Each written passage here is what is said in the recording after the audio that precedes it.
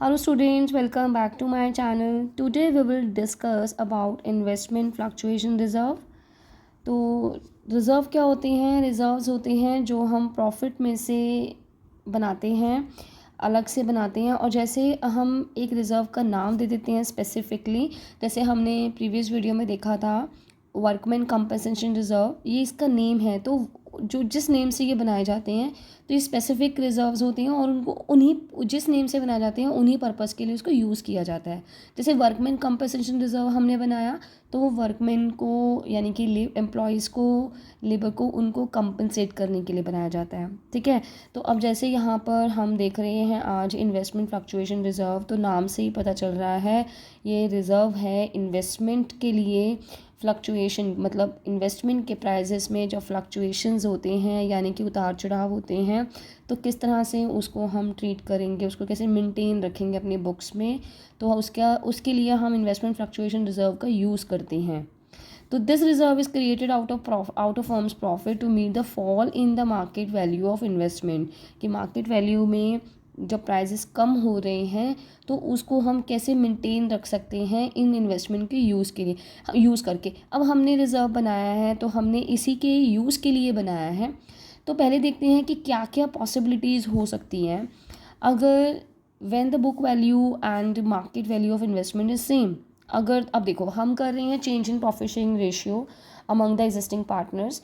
अब profit sharing ratio change हो रहा है तो आपको पता है कि फर्म रिकॉन्स्टिट्यूट हो रही है और at the time of reconstitution जितने भी रिजर्व्स पड़े होते हैं पार्टनर्स आपस में डिस्ट्रीब्यूट कर लेते हैं, क्योंकि प्रॉफिट्स में से बनी है। और प्रॉफिट शेयरिंग रेशियो चेंज होने के टाइम पर पार्टनर्स चाहते हैं कि नए रेशियो से अब नई फर्म रिकॉन्स्टिट्यूट हो रही है तो हम पुराने जितने भी रिजर्व्स एंड एक्यूमुलेटेड प्रॉफिट्स पड़े हैं हम उनको आपस में पहले ओल्ड रेशियो में बांट लेंगे, राइट। तो अब क्या हो सकता है कि जितने जो इन्वेस्टमेंट की मार्केट वैल्यू है और जो इन्वेस्टमेंट की बुक वैल्यू है वो सेम है, तो अब इस रिज़र्व का कोई यूज़ नहीं हुआ, क्योंकि हमने देखा कि इन्वेस्टमेंट फ्लक्चुएशन रिज़र्व इन्वेस्टमेंट की मार्केट वैल्यू में फॉल होने पर यूज़ किया जाता है। ठीक है। तो अब बुक वैल्यू और मार्केट वैल्यू सेम है तो रिज़र्व यूज़ नहीं हुआ। तो जितना रिज़र्व बना हुआ है सारा पार्टनर्स आपस में डिस्ट्रीब्यूट कर लेंगे अपने ओल्ड रेशियो में। Investment fluctuation reserve account debit to partners capital account, ये उनकी जर्नल एंट्री हो जाएगी, राइट। अब मार्केट वैल्यू ऑफ इन्वेस्टमेंट, अगर मार्केट वैल्यू इन्वेस्टमेंट की बुक वैल्यू से कम है, अब हमने रिजर्व बनाया इसलिए कि अगर कुछ इसमें कम होता है तो हम उसको यूज़ कर सके। तो जितनी कम है, अब जैसे मार्केट वैल्यू और उसका डिफरेंस देख लेंगे और हमारे पास जो रिज़र्व पड़े हुए हैं उसमें देख लेंगे, उसमें देखते हैं कि क्या क्या चीज़ें हो सकती हैं। ठीक है। तो पहले हो सकता है कि फॉल इन द वैल्यू, जो वैल्यू में फॉल हुआ है, जैसे मार्केट वैल्यू है 50,000 और हमारी इन्वेस्टमेंट जो है वो है 48,000। ठीक है। अब देखो फॉल कितना हुआ है 2,000 का।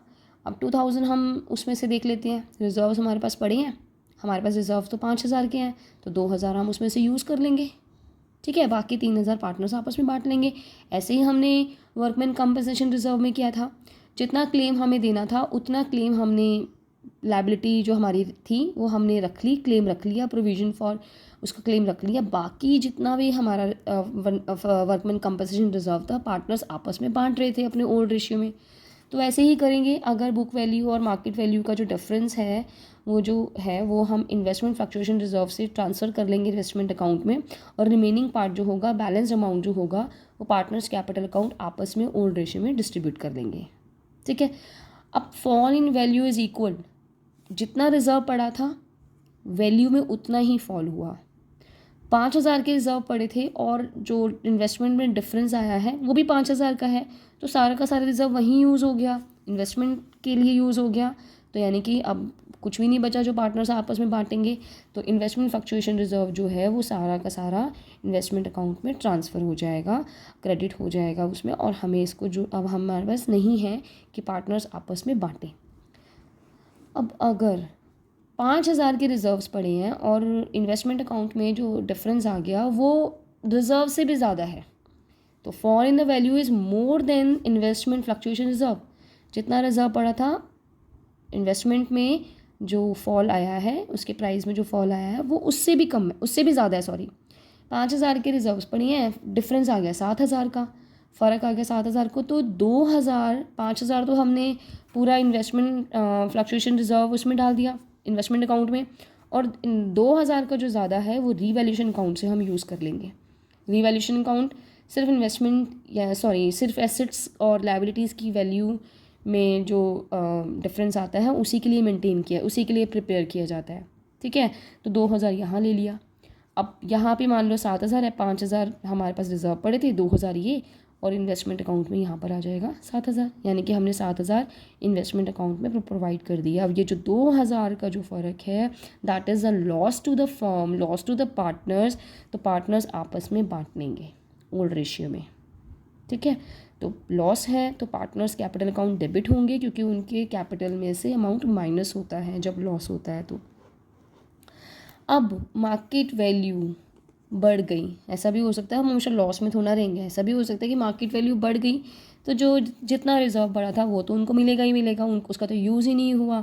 और जैसे लॉस होने पर हमने रीवैल्यूएशन अकाउंट में डेबिट किया था, अब प्रॉफिट होने पर रीवैल्यूएशन अकाउंट में क्रेडिट करेंगे। तो investment account debit to revaluation account, और ये प्रॉफिट पार्टनर्स को बच जाएगा उनके ओल्ड रेशियो में। ठीक है, तो इस तरह के प्रैक्टिकल क्वेश्चंस हैं जो एग्ज़ाम में आते हैं, और अगर कई बार अलग से नहीं आते तो एक हर क्वेश्चन में जो लॉन्ग क्वेश्चंस होते हैं, जो पूरे क्वेश्चंस होते हैं जिसके अंदर हमें रीवैल्यूएशन अकाउंट वगैरह सारा बनाना होता है, पार्टनर्स कैपिटल अकाउंट बनाने होते हैं और बैलेंस शीट बनानी होती है, इस तरह की चीज़ें आती ही आती हैं एग्ज़ाम में।